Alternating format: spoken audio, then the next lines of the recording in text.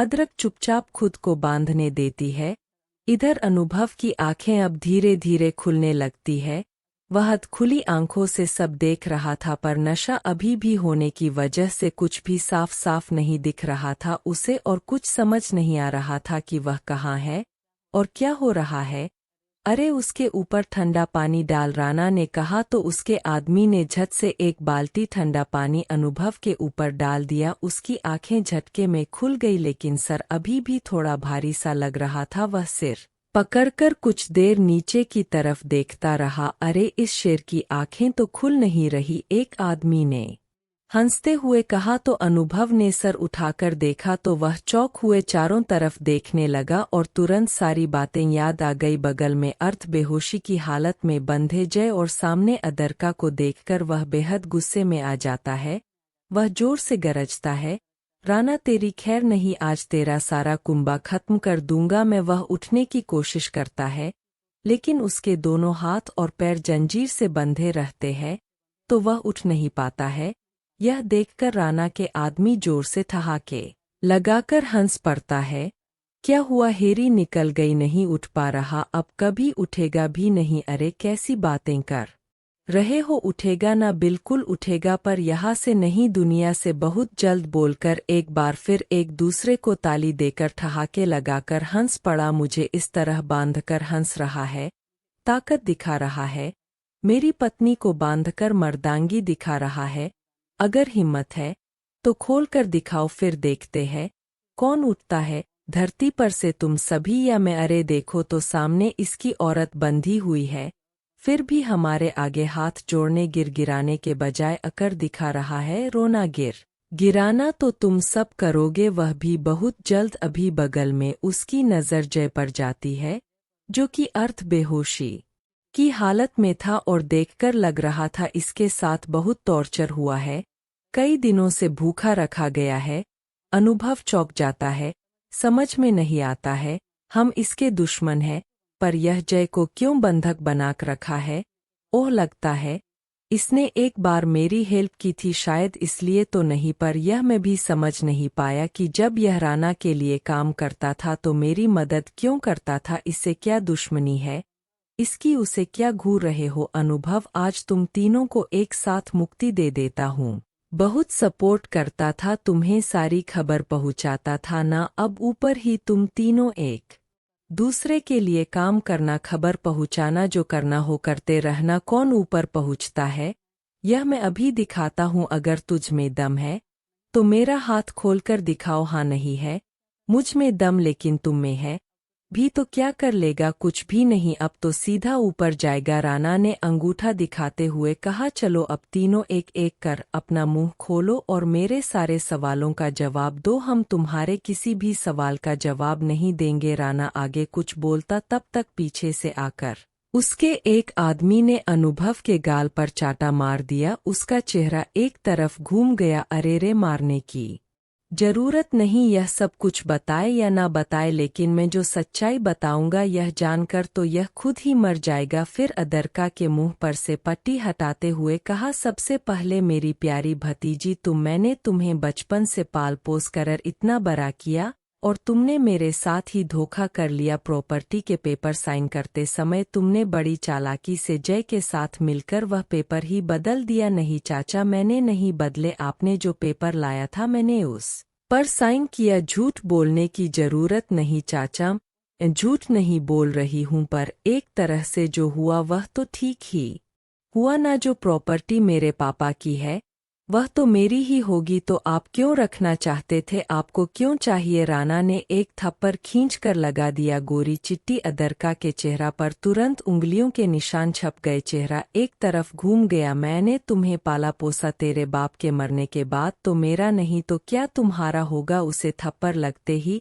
अनुभव के दिल में एक जोर की हुक उठी, वह जंजीर तोड़ने लगा। राना, मैं फिर से बोल रहा हूँ, मेरा हाथ पैर खोल दे, फिर तुझे बताता हूँ। लेकिन राना ने उसकी बातों पर ध्यान नहीं दिया। वही अदरक बेहद नरम होते हुए कहा, चाचा भले ही आप मुझे कितना भी मार लीजिए, लेकिन सच्चाई बदल नहीं सकती। जो मेरी संपत्ति है वह तो मेरी ही होगी ना, और आपने मुझे पाला क्योंकि मेरे पापा को मारने वाले आप ही थे ना। उसकी बात सुनकर राणा चौंक गया। उसे भरोसा नहीं था कि आद्रिका को यह बात पता चल गई है। हाँ, मैंने मारा तुम्हारे बाप को तो क्या कर लेगी? तुमसे ज्यादा तेज आवाज तो चूहे की निकलती है। और तुम मुझे मारोगी, तुम मुझे बर्बाद करोगी। अरे तू किसी और की बातों में ना आई होती, प्रॉपर्टी मेरे नाम पर कर दी होती तो कम से कम ढंग से तो रहती। मेरे घर में चाचा आज तक तो नहीं रखा आपने, और आपकी पत्नी ने तो क्या प्रॉपर्टी लेने के बाद रखते। अदरका के थप्पड़ मारने और अनुभव के चीखने की आवाज इधर दोनों माँ बेटी के कानों में पड़ रही थी, लेकिन मुंह पर पट्टी और हाथ पैर बंधे होने की वजह से वह कुछ बोल नहीं पा रही थी। अब राणा जय के पास आया और उसके मुंह पर से पट्टी हटाते हुए कहा, चल निकाल अपना यह नकली चोला और बोल, तूने क्यों मेरे जय को धोखा दिया? मुझे अगर पता होता कि तू बच गया तो तेरा अलग से इंतजाम करता, पर कोई नहीं, अब कर देता हूँ। जल्दी से निकाल यह चोला और दिखा अपना चेहरा। भाई मैं वाकई में जय हूँ और मैं आपको धोखा नहीं दे रहा। आपको कोई गलतफहमी हुई है। किसे गलतफहमी हुई है यह मैं तुझे बताता हूँ। अरे अपने असली रूप में आ, अपने बेटे को शक्ल दिखा दे। काफी साल हो गए देखे हुए, हो सकता है अब तक तुम्हारा चेहरा भी भूल गया हो। भाई मैं सही कह रहा हूँ, आपका जय हूँ। जो बहुरूपिया था वह भाग गया और अपनी जगह मुझे बांध कर रख गया। अपना मुंह बंद रखो वरना जान से हाथ तो बैठोगे अभी के अभी। भाई मैं सच बोल रहा हूँ, आपने मुझे उस दिन पेंट हाउस से निकालकर सिंगापुर भेजा और उसने जब आप मुझे वापस आने को कहा और मैं आ रहा था तो मुझे फिर से किडनैप कर लिया इसके आदमियों ने और अपनी जगह मुझे बंधक बना दिया। भाई अकेला नहीं है, उसके साथ और भी लोग मिले हुए हैं। तूने सारी जानकारी रखी है। कोई बात नहीं, यह जान तेरे काम नहीं आने वाली है। देव सुनकर अनुभव चौंक गया। देव तो मेरे पापा का नाम था। यह जय क्यों, वो को देव क्यों बोल रहा है? ऐसे क्यों देख रहे हो अनुभव? यह तुम्हारा बाप है। हाँ सही बोल रहा हूँ, तुम्हारे बाप को मैंने ही मारा था, पर किस्मत अच्छी थी तो बच गया साला, और अब जय की जगह लेकर तेरी मदद कर रहा था। सुनकर अनुभव हक्का बक्का रह गया। उसे भी पता था कि उसके पापा को राणा ने ही मारा है, लेकिन वह जिंदा थे तो क्यों नहीं आए अपने असली रूप में? इतने साल तक इस तरह चुपचाप क्यों मदद करते रहे? आखिर क्या मजबूरी थी? तब तक राणा ने फिर कहा, चलो देव, अपने चेहरे पर से जय का मास्क चर रखे हो, जो चोला पहन रखे हो उसे उतारो और अपने असली रूप में आओ, वरना बेटे के देखने से पहले सच में गोलियों से भून दूंगा। यही उसकी आंखों के सामने है। अनुभव को यकीन नहीं हो रहा था, लेकिन फिर भी उसने कहा, वाकई अगर आप जय नहीं है, कोई और है तो अपना मास्क हटा दीजिए, असली रूप में आ जाइए। आपको डरने की जरूरत नहीं है, मैं यही हूँ, कुछ नहीं कर सकता यह। भाई आप मानो बात को। जय हूँ आपका जय। आप चाहे तो हमारे बीच की कुछ बातें जो सिर्फ हम दोनों को पता है पूछ सकते हैं, फिर समझ में आएगा। आपको इतना समय नहीं है मेरे पास कि मैं तुमसे सवाल जवाब करता रहूं, और तुम बेहद शातिर हो। इतने सालों में तुम सब कुछ जान चुके हो, मेरे बारे में पता चल गया है। देखो मैं 3 तक गिनती करूंगा, अगर नहीं बोलोगे, तुम अपना चोला नहीं उतारोगे तुम, और इंतजार नहीं करूंगा। पर वह अभी खुद को जय बता रहा था अनुभव, और अदरका को कुछ समझ नहीं आ रहा था क्या हो रहा है। जय जाओ तुम भी। तब एक आदमी बाहर निकला जो हूबहू जय के जैसा था। उसे देखते ही अनुभव और अदरका दोनों चौंक गए। समझ नहीं आ रहा था कौन असली है और कौन नकली। राणा ने जोर से कहा, देखो यह है मेरा जय। अब तुम क्या बोलोगे? भाई यह जय नहीं है, यह वही बहुरूपिया है, देव है, जिसने मुझे बंधक बना लिया था। भाई यह झूठ बोल रहा है, आपने ही मुझे सिंगापुर भेजा था और कल रात ही मैं आया हूँ। नहीं, झूठ बोल रहे हो तुम, तुम्हारे आदमी ने मुझे बंधक बना लिया। वह अब ठीक से बोल भी नहीं पा रहा था, फिर भी जैसे तैसे बोल रहा था। बार बार बोलने के बाद भी जब वह अपने असली रूप में नहीं आया तो राणा का गुस्सा भड़का। पीछे से जय भी बोल रहा था, भाई इसने एक एक करके सारे इन्फॉर्मेशन अनुभव को दे दिया, और सिर्फ यहाँ का नहीं विदेशों का भी, और इतना ही नहीं यह आपके रास्ते से हटाने को प्लान कर रहा था। सुनकर राणा को अपने गुस्से पर काबू नहीं रहा। और वह उसके सीने पर ताबड़तोड़ गोली चला दी और वह वहीं ढेर हो गया। खुद को कंट्रोल करने के बाद भी अदरक की चीख निकल पड़ी और अनुभव भचक्का देखता रह गया। समझ नहीं पाया कौन मरा, असली जय या नकली राणा। मैं आज तक सिर्फ तुम्हारे बिजनेस को, तुम हारे काम को रोक रहा था, लेकिन अब तुम्हें रोकना है। रोकना नहीं, खत्म करना है। जान ले लूंगा मैं तेरी। चिल्लाना बंद कर, अब तुम दोनों की बारी है।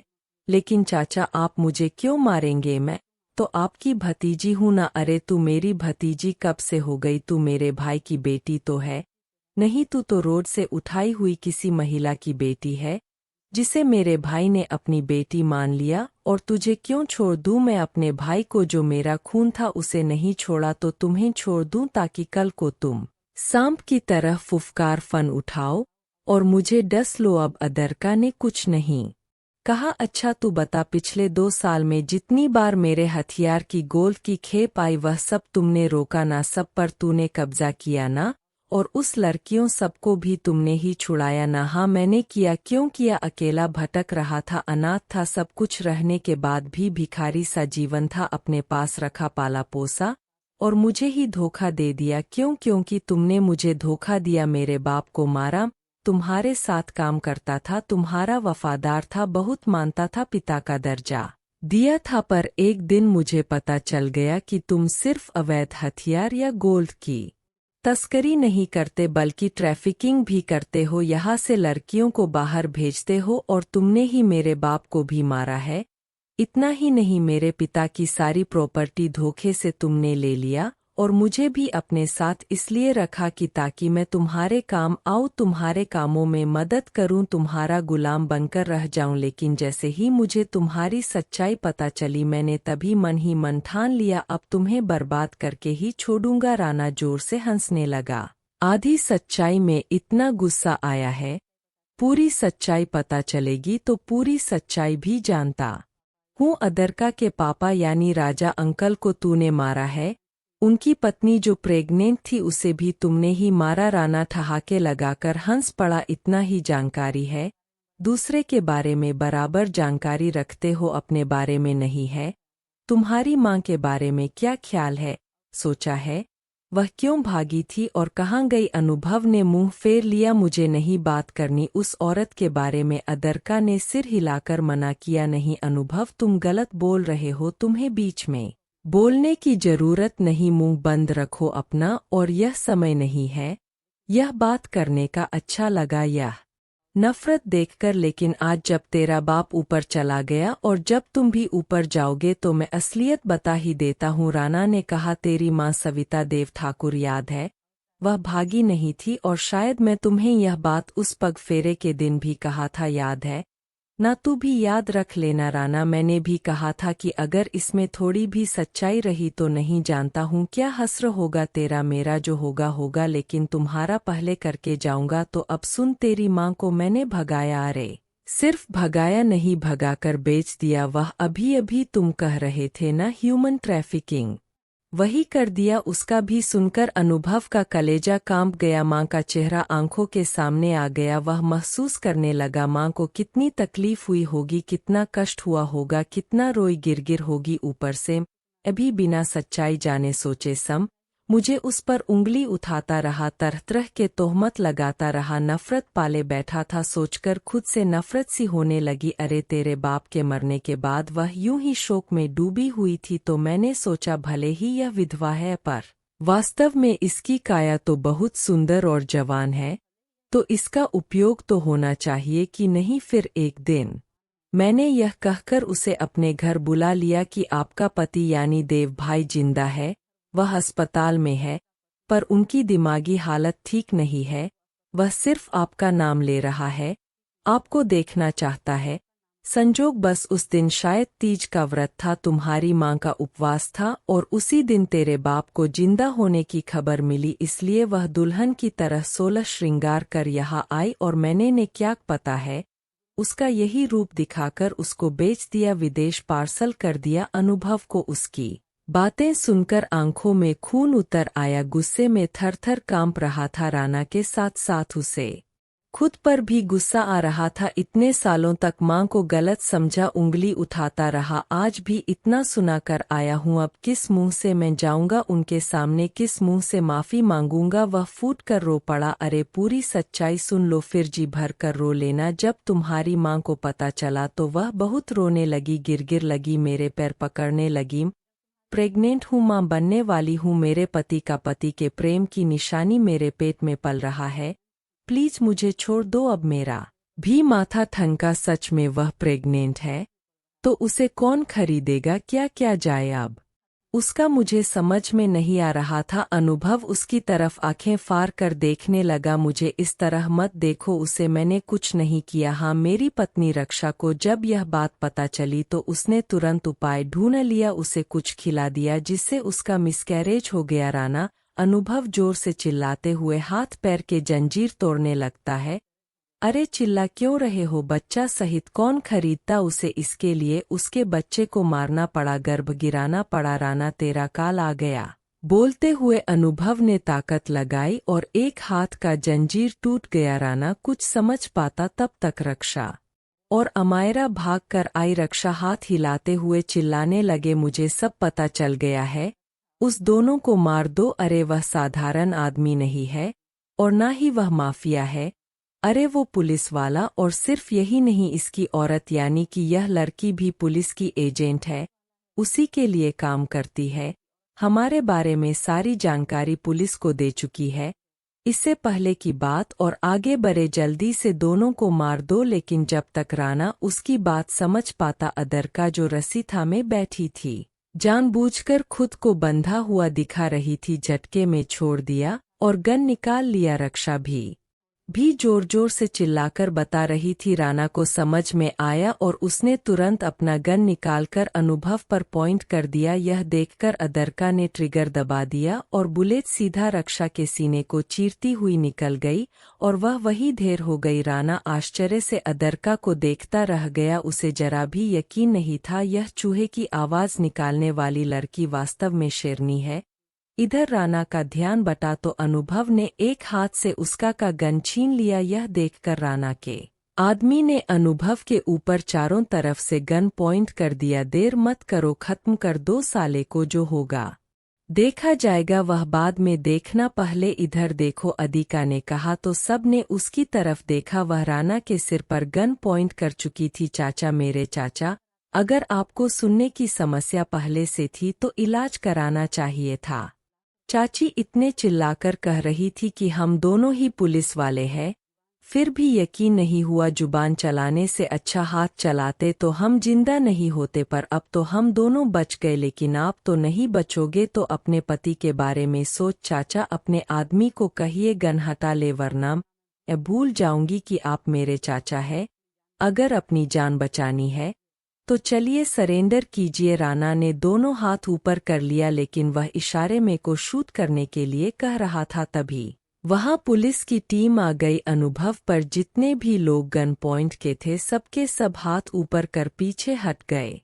पुलिस ने अनुभव को खोल दिया और राना को अरेस्ट कर लिया। तुमने अपने सारे गुनाह कबूल कर लिए, चलो अब लीगली खातिरदारी होगी तुम्हारी। फिर दोनों के तरफ मुखातिब हुआ और अनुभव से हाथ मिलाते हुए कहा, गुड जॉब एएसपी अनुभव ठाकुर और अदरका, हमें राना को जिंदा पकड़ना था ताकि और भी राज्य खुल सके। तभी अनुभव ने कहा, सर वह जय है, राना का खास आदमी पकड़ लीजिए उसे भी। एसपी साहब हंसने लगे। अनुभव आश्चर्य से उसकी तरफ देखने लगा। चलो अपने असली रूप में आ जाओ, जय बने। उस आदमी ने जब अपना मास्क हटाया तो देखकर अनुभव चौंक गया। कुछ पल यूं ही खरे उन्हें एकटक देखता रह गया। वहीं अदरका भी हल्की मुस्कान लिए उन्हें देख रही थी। तभी देव बाबू ने अपनी बाहें फैला दी। आ जाओ बेटे, मैं तुम्हारा पिता हूँ। अनुभव भाग कर गया और पापा के पैर पकड़कर फूट फूट कर रो पड़ा। पापा, आप सच में जिंदा है?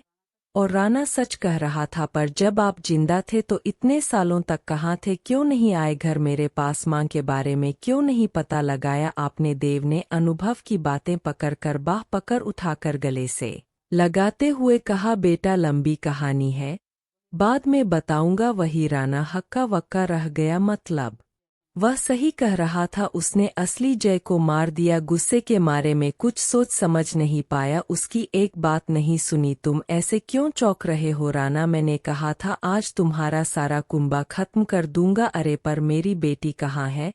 अमायरा कहाँ है? सब अमायरा को ढूंढने लगे। अमायरा एक पाया के पीछे डर के मारे छुप गई थी। अरे बाप रे, मैं तो इससे भूली समझती थी, लेकिन इतने शातिर है।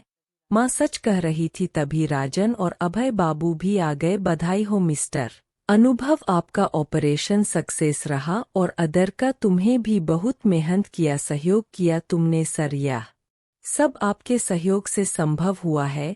फिर अदरका की तरफ देखते हुए कहा, सरे दिखती छोटी है पर खा है पटाखा। बोलकर अनुभव ने अपनी एक आंख दबा दी। अदरका हंसते हुए बोली, सब ट्रेनिंग का कमाल था। इधर अमायरा सबसे नजरें बचाकर भागने लगी, लेकिन सामने राजन को नहीं देखा। वह उससे टकरा गई और दोनों एक साथ गिर पड़े नीचे। राजन उसके ऊपर अमायरा। वह उठने की कोशिश करने लगी, लेकिन उसके बाल राजन के शर्ट में उलझ गए। वह काफी कोशिश कर रही थी पर नहीं निकल पा रहा था। राजन ने उसके पीठ पर अपनी बाहें कस दी और करीब करते हुए कहा, तुम रुको, मैं आराम से निकाल देता हूँ। अगर आपको वीडियो पसंद आए तो लाइक और सब्सक्राइब करना न भूलें। धन्यवाद।